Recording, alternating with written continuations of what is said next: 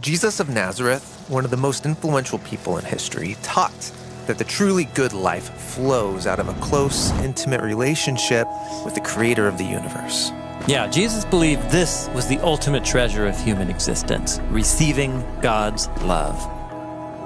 And Jesus said, doing righteousness is our response by giving that love back out to others. Now, Jesus also lived in a culture where showing your devotion to God publicly will increase your reputation. So, it would be easy to turn your intimacy with God into a performance to get public praise. Exactly. And so, in a group of his teachings called the Sermon on the Mount, Jesus warns his followers about that temptation. Be careful that you don't do your righteousness in front of people for the purpose of being seen by them. If you do, you will have no reward from your Father in the skies.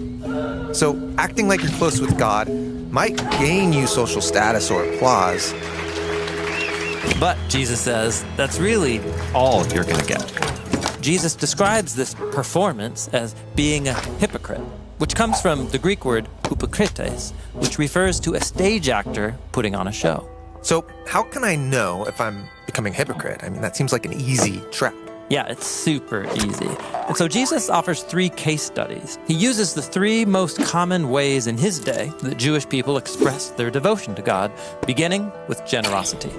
So then, when you give generously to those in need, don't signal it with a trumpet, as the hypocrites do in the town squares or streets. They do that to be honored by people. And I tell you the truth, they have fully received their reward. So, in Jesus' culture, public displays of generosity were a way to celebrate God's generous love.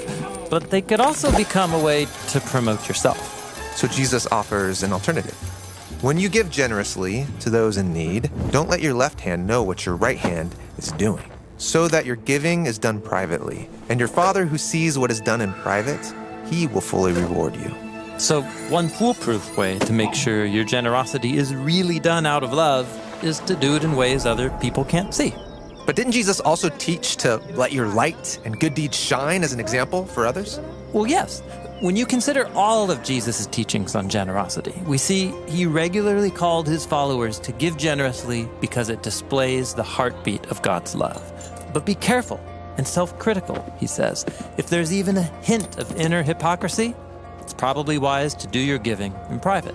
It would be easier if Jesus just gave one clear rule. Maybe, but what he's given us is wisdom.